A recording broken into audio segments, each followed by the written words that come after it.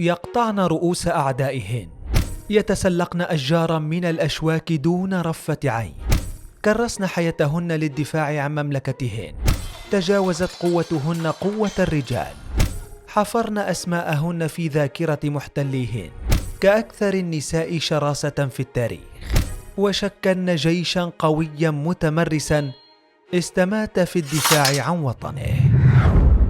جيش داهوم النسائي، الجيش النسائي الوحيد في التاريخ. عرفت مملكة داهومي الدولة القوية الواقعة غرب أفريقيا، التي تسمى حاليا جمهورية بنين، بنسائها المحاربات القويات، اللواتي أطلق عليهن المستعمرون الأوروبيون عدة أسماء، منها سبارتا السوداء، وأمازونات داهومي أو محاربات الأمازون، نسبة للأمازونيات الأسطوريات بالبحر الأسود والأناضول القديمة، وللمقاتلات الشرسات المذكورات بالأساطير اليونانية.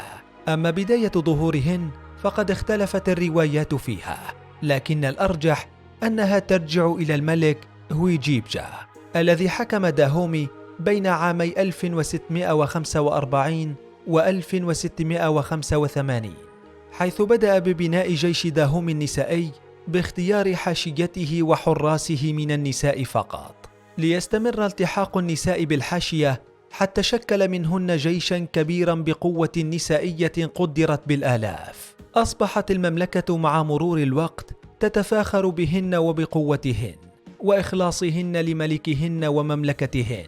وأغرب ما يميز تاريخهن أن من أرخوا لهن وخلدوا بطولاتهن في التاريخ هم أعداؤهن من المستعمرين الذين تعاقبوا على مملكة داهومي من فرنسيين وإيطاليين وبريطانيين.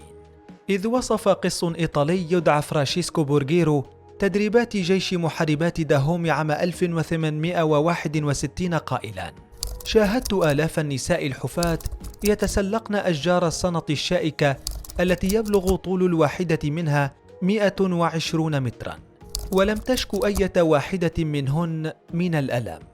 أما المراقب الفرنسي جيم بايول فقد قال واصفا إحداهن وهي تتدرب على الأسرى عام 1889: رأيتها تتبختر زهوا وأخذت تلوح بسيفها في الهواء 3 مرات بكلتا يديها، ثم أقبلت على الأسير بهدوء وفصلت رأسه عن جسده تماما، ثم أزالت الدم من على سلاحها وابتلعت.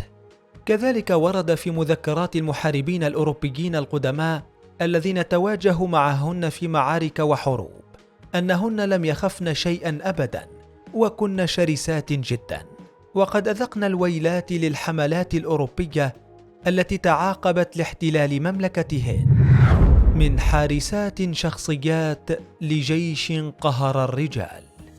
تمتع جيش داهوم النسائي بالقسوة والغلظة، واشتهرت نساؤه بالمهارة واحتراف فنون القتال، وتميزن بالشجاعة والإقدام والجرأة، إذ كن دائما يتصدرن الصفوف الأمامية لجيش داهومي، سواء في غاراته على القبائل المحيطة أو محاربته للقوات الأوروبية التي كانت تحاول غزو مملكة داهومي. ومع الأيام زادت قوة المحاربات، خاصة بعد تسلم أجاجا ابن الملك هويجيجا للحكم، وقد عرف بحبه للملك والسلطة، فسعى لتعزيز الجيش الشخصي لوالده، وسلحهن بالبنادق لمحاربة المملكة الجارة سافي، وحرم على كتيبتهن أن تضم أي رجل.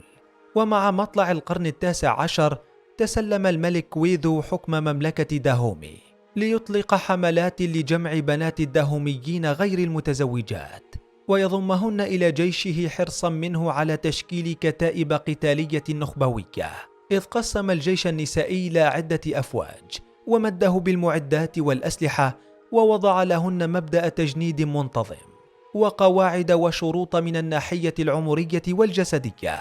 ولشدة اهتمامه بجيشه النسائي أطلقن على أنفسهن اسم زوجات الملك أو مينو، أي أمهاتنا بلغة الفون المحلية. استمرت قوة جيش الداهوم النسائي بالتصاعد والتضاعف حتى عام 1892 مع تزايد قوة الاحتلال الفرنسي في المملكة، واشتبكوا معهم في الحرب الفرنسية الداهومية الأولى ثم الثانية. لتسقط المملكة في أيدي الفرنسيين الذين قضوا بدورهم على أمازونيات داهومي وأنهوا أسطورة أول وآخر جيش نسائي بالعالم. فما رأيك بقصة هذا الجيش؟ وهل سمعت به من قبل؟